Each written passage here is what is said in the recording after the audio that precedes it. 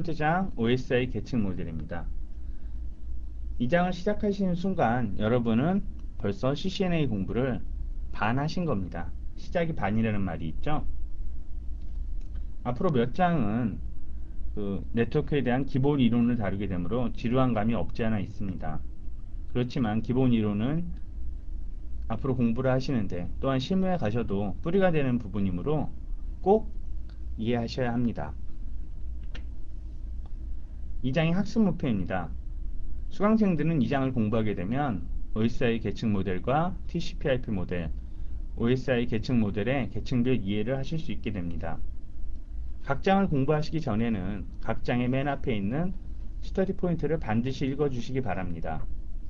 스터디 포인트에서는 해당 장을 공부하는 이유를 정리해 놨습니다. 교재 39페이지를 보시면 계층과 흐름에 대해서 얘기했습니다.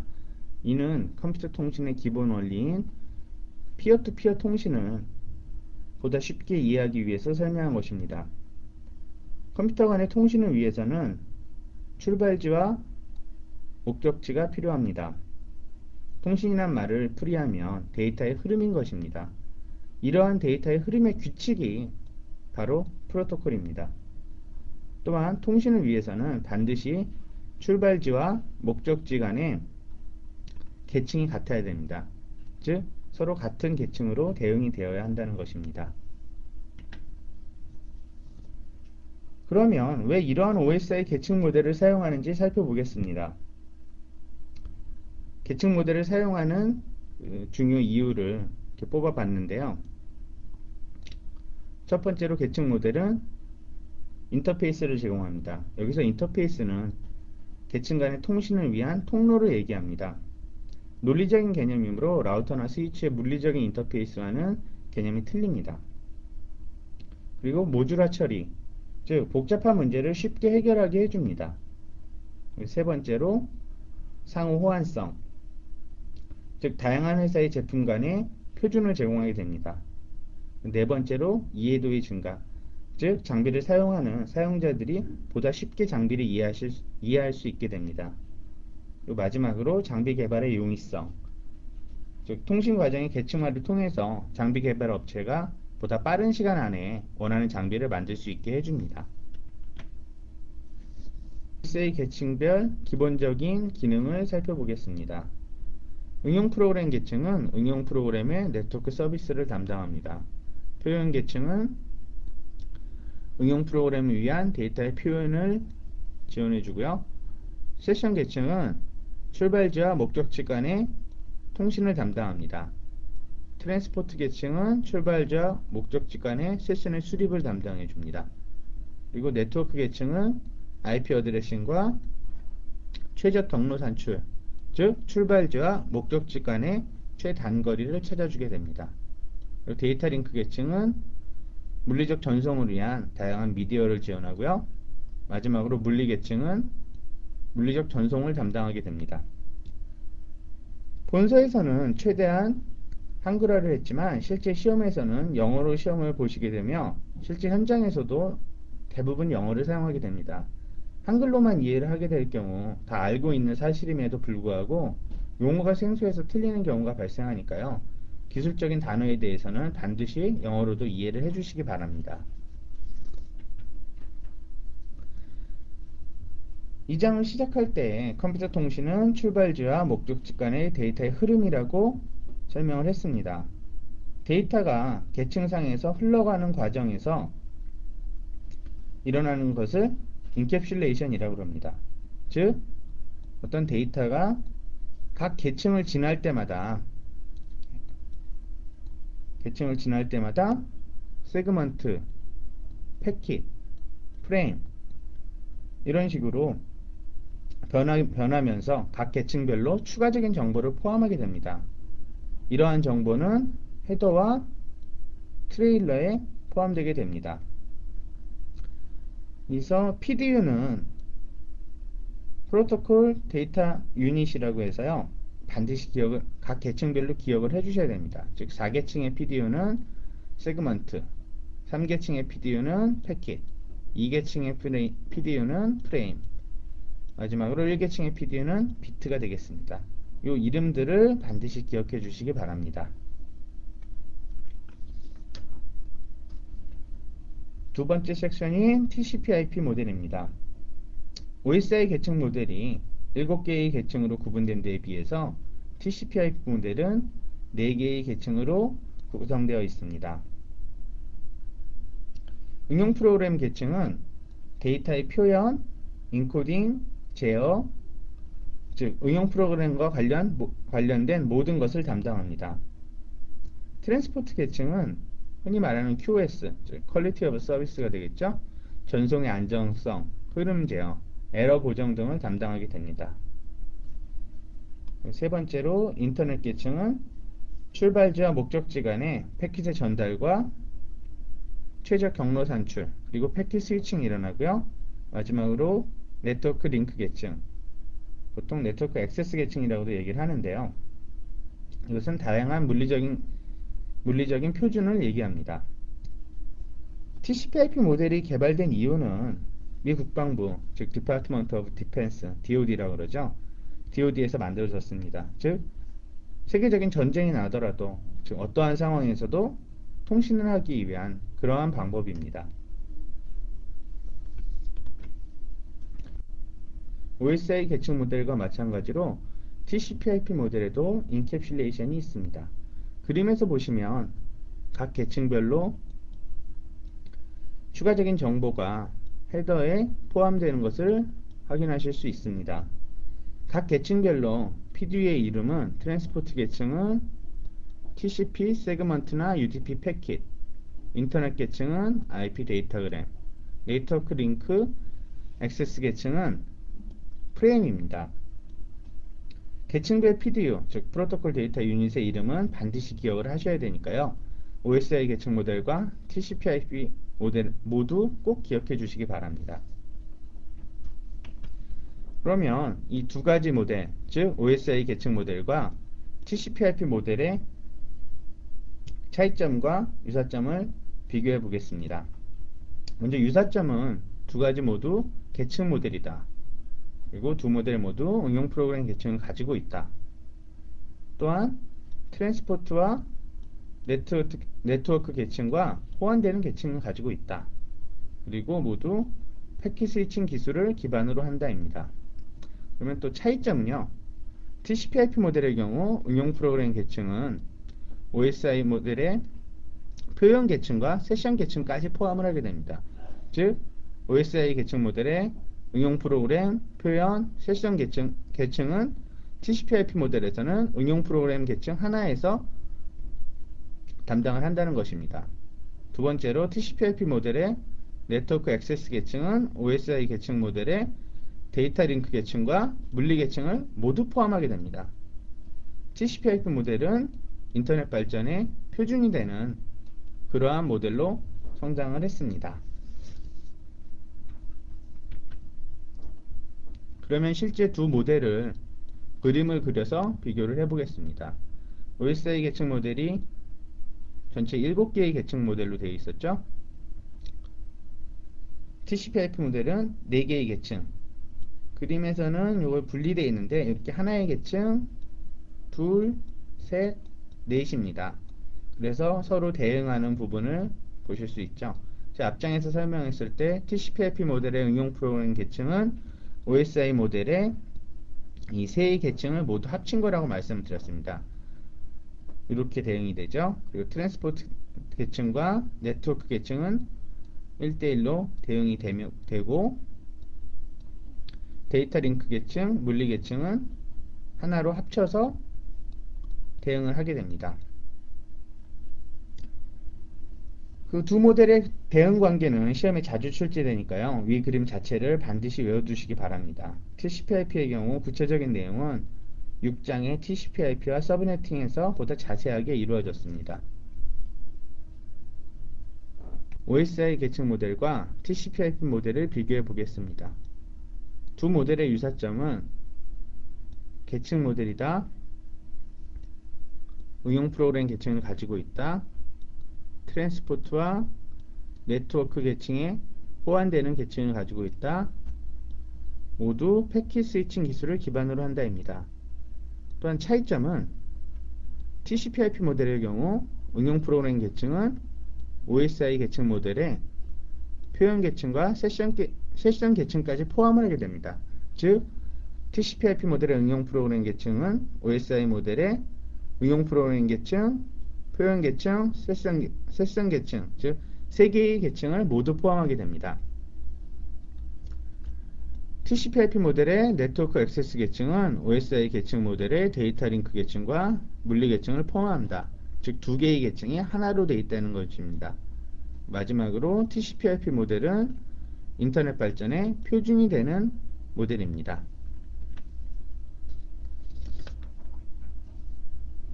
그러면 두 가지 계층 모델의 차이점을 그림으로서 설명해 드리겠습니다.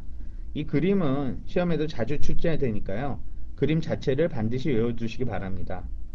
그리고 TCP/IP 모델의 구체적인 내용은 6장의 TCP/IP와 서브네팅에서 보다 자세하게 다루게 되겠습니다.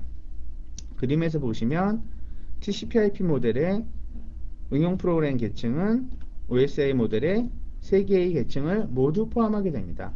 즉 응용 프로그램, 표현, 세션, 그리고 트랜스포트와 인터넷 계층은 1대1로 대응이 되죠. 그리고 마지막으로 네트워크 액세스 계층은 그림에서는 지금 두 개로 분리가 되어 있는 것처럼 보이는데 그냥 네트워크 계층으로 하나로 보시면 됩니다. 이 하나의 계층은 OSI 모델의 두 가지 계층을 모두 포함하게 되는 그러한 계층입니다. 그럼 마지막 1장의 마지막 섹션 OSI 계층 모델의 계층별 이해입니다. OSI 계층 모델은 세 번째 섹션 OSI 계층 모델의 계층별 이해입니다. 첫 번째로 OSI 계층 모델의 최하위 계층인 물리 계층입니다. 물리 계층은 통신을 위한 네트워크에 대한 기본적인 방식을 정의합니다. 모든 네트워크는 크게 두 가지로 분류할 수 있는데요. 즉 직접 연결된 네트워크와 간접 연결된 네트워크로 나눌 수 있습니다. 직접 연결된 네트워크는 쉬운 예로 랜을 들 수 있겠죠. 랜에서 공유 미디어, 즉 여러 대의 PC가 하나의 미디어를 공유해서 쓰는 경우를 말합니다.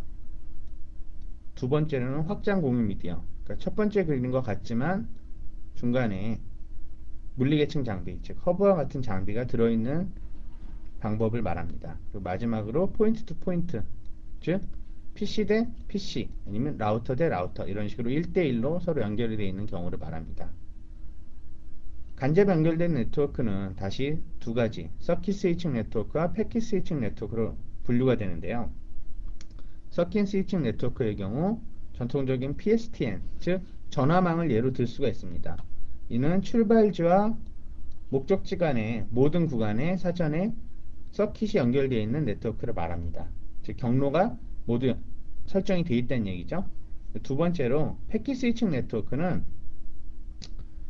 어떤 출발지와 목적지 간에 사전에 만들어진 서킷이 있는 것이 아니라 개별 패킷에 있는 목적지 정보에 따라서 데이터가 이동하는 네트워크를 말합니다. 두 번째, 데이터 링크 계층입니다. 데이터 링크 계층은 데이터가 목적지에 안전하게 전달될 수 있도록 에러 통보, 흐름 제어, 네트워크 토폴로지, 순차적 프레임 전달 등을 다룹니다. 데이터 링크 계층은 크게 두 가지, 즉 LLC 하위 계층과 맥 하위 계층으로 나누게 됩니다. LLC 하위 계층은 상위 계층과 즉 네트워크 계층과의 통신을 담당하며 맥 하위 계층의 경우에는 맥 주소를 통해서 개별 시스템을 구분해 데이터의 전송을 제어합니다.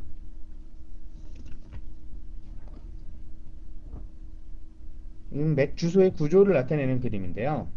맥 주소의 특징은 48비트이며 12헥사, 즉 12, 16진수로 표시를 하게 됩니다. 유일한 주소고요. 수평적인 구조를 가지게 됩니다. 맥 하면 글씨가 잘 안 써지네요. 예. 맥 주소 하면 반드시 데이터 링크 계층과 대응된다는 점을 기억하시기 바랍니다. 그리고 여기 OUI라고 있죠? OUI는 Organizational Unique Identifier의 약자로서, 즉 맥 주소가 48비트인데 그 중에서 24비트는 할당을 받는 것이고 24비트는 개별 회사가 임의로 할당할 수 있는 것입니다. 그러니까 즉 앞에 24는 IEEE가 할당을 해주고 나머지 24비트는 회사별로 개별 할당할 수 있게 됩니다. 네트워크 계층은 그림과 같이 첫 번째 출발지와 목적지 간의 최저 경로를 찾아주는 역할을 합니다.